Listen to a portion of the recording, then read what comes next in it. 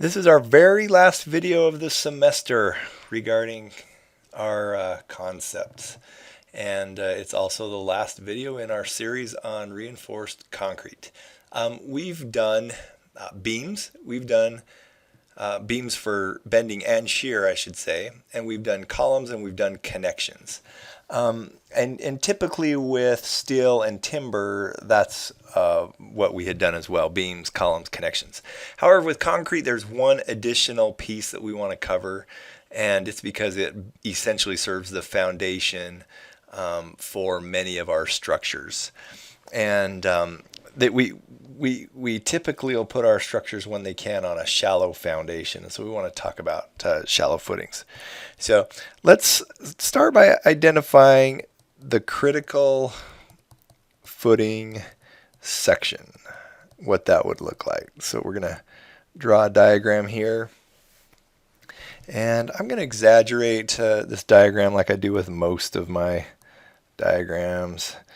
We're going to draw a footing right here. And on this footing, we would have a structural load coming down.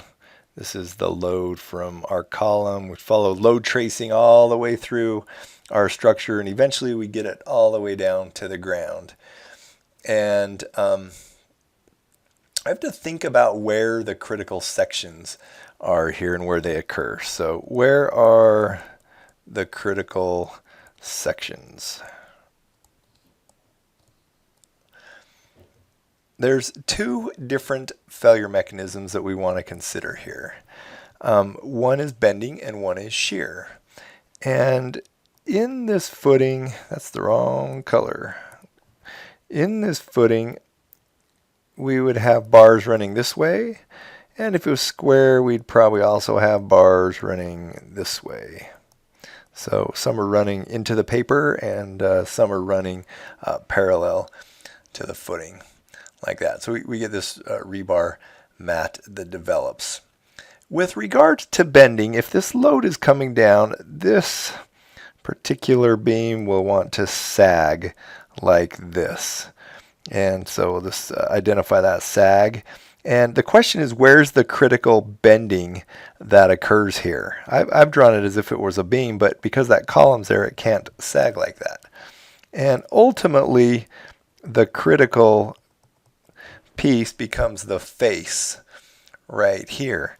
And with regard to bending, remember we had this d distance, the depth of the beam from the top to the where the rebar is, and this ends up being the same with our bending as well.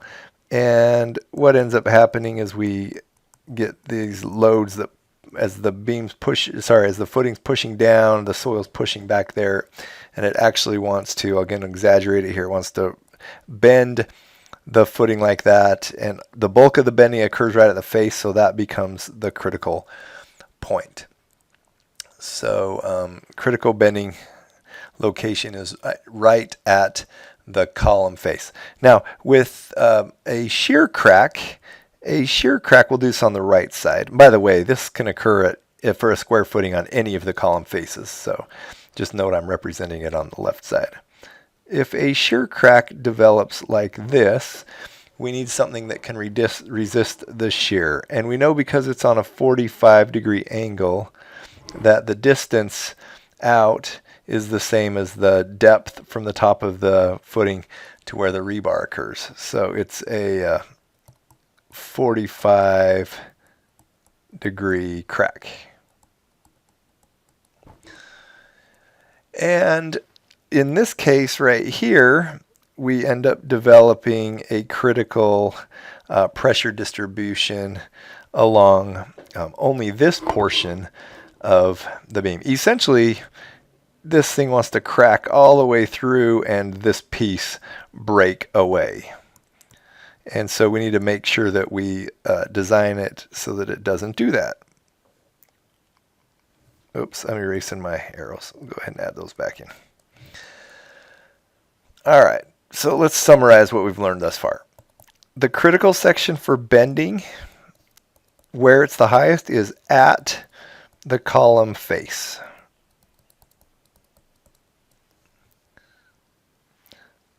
For shear, the critical section is at a distance D from the column face.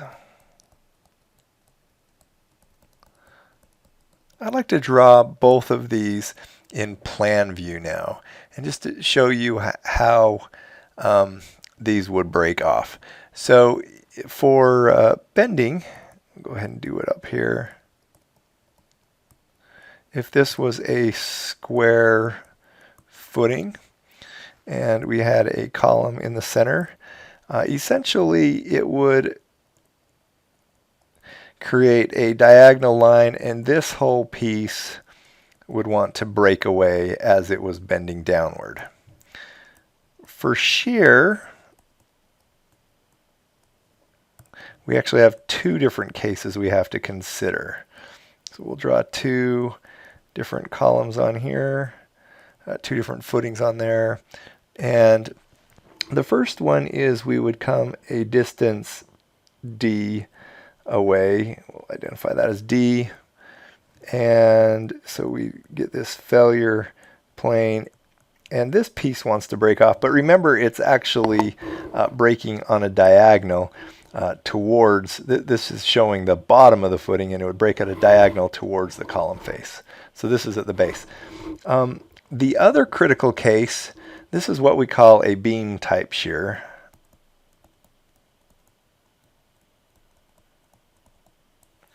This one is what we call a punching shear.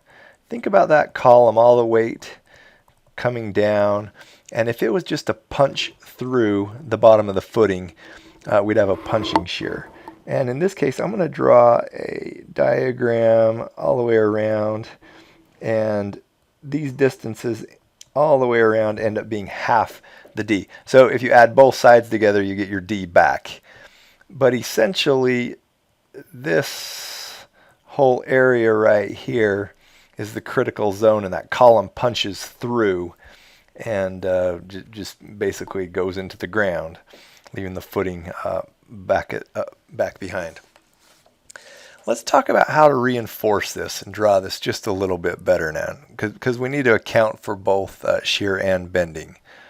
So let's draw this out. I'm going to redraw my generic footing, again exaggerated even more this time so that we can keep track of the pieces that are therein. So here's my footing, exaggerated of course.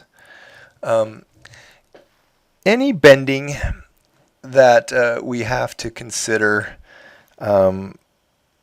we would reinforce much like we do a beam with the reinforcement along the bottom. And so there's our critical bending reinforcement.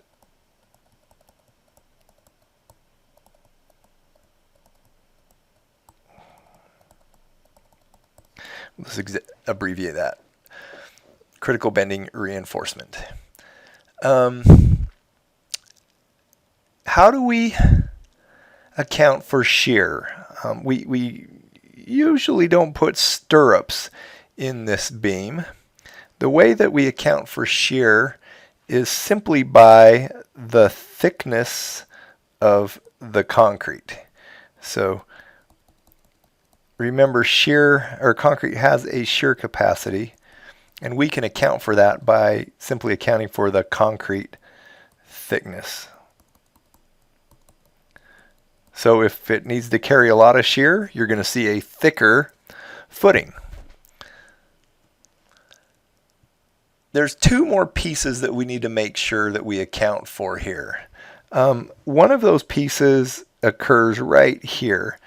We need to make sure that the concrete is strong enough not to crush where the column meets the footing. So the concrete is strong enough not to crush. And to keep this thing from punching all the way through, much like we saw on that previous diagram, typically we'll tie the column reinforcement together. So we end up with this compression steel that comes down, and we'll transfer that, tie it into the rebar cage down here, so it helps distribute that load. And of course this would have some shear stirrups, or the shear ties in here. So the point here is that we need to account for the embedment length of the steel, like we talked about in the embedment length video, and also the compression steel considerations. And that's how we tie our columns into our beams and account for the load. 4 basic mechanisms: embedment length and compression of steel to keep it from punching through, keeping the concrete strong enough so it doesn't crush, using our horizontal reinforcement for the critical bending, and then making sure the footing is thick enough to account for the shear. All right, we've got one more topic that I'd like to cover here, and this goes back to one of the early chapters in the textbook that we kind of glossed over, but it fits best here because it has to do with reinforced concrete walls. It also has to do with other types of walls, but I introduce it to you in the last lesson. So pretty easy topic, pretty cool topic. There's 3 external failure mechanisms that we have to account for when we're dealing with walls. These are external failure mechanisms. If I was to draw a reinforced wall, often it will look like this. And I like to draw green for grass back here. Here, this is all backfilled right here. This load is not only acting downward, it's trying to push the wall out as well. And to make sure that we don't get any sliding, we need to make sure there's sufficient friction along the base right here. And so the first external failure mechanism is sliding. And we just need to make sure that that footing has enough of a base. You'll notice how I went back. Part of the reason that base goes back so far is to create a big friction surface so that it doesn't slide out of place. The next failure mechanism is one that has to do with the strength of the soil.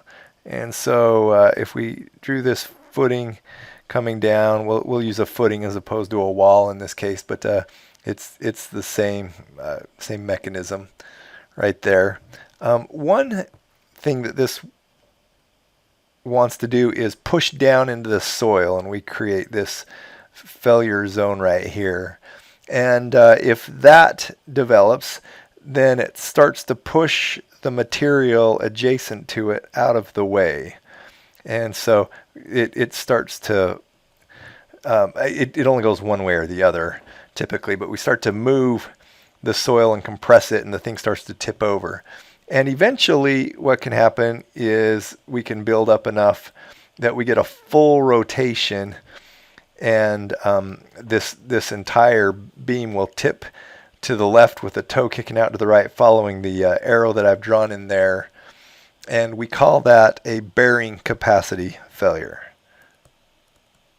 So another external failure mechanism that we have to overcome is bearing capacity, making sure that the soil has sufficient capacity that it doesn't kick out and tip our footing over. The final one, we'll draw a bigger wall right here. This represents a wall. We've got material back behind it. And remember, this is pushing this way right here. Well, if I was to look at this corner right here, I've got a force, I've got a distance right there. That's going to create a moment, and honestly, this thing could tip over. And so we also have to check the external mechanism for overturning. Now, how do we resist that and make sure it's big enough not to tip over? Well, you've also got a big load coming this way. Down the center of the thing, you've got a distance in this direction, in the horizontal direction. Again, you've got a force times the distance. So you just need to make sure that the resisting moment from the weight of the wall is bigger than the overturning moment caused by the lateral pressure of the soil behind it. One quick thing to note about this, we've already mentioned this in the class, but anytime that you've got a wall with soil behind it, the load distribution is pressure is 0 at the top and it gets bigger as you go down, and it's a triangular shaped distribution. So if I was to draw a resultant force on here, where would that resultant force be? Well, it would be 1/3 of the distance up from the bottom and 2/3 of the distance is down, and that's where the resulting force would act. I drew this one and this one up here in these two examples approximately in the center, just for the purposes of indicating there's a lateral load. But in reality, you should note that it's going to act 1/3 from the base because it's a triangular distributed load.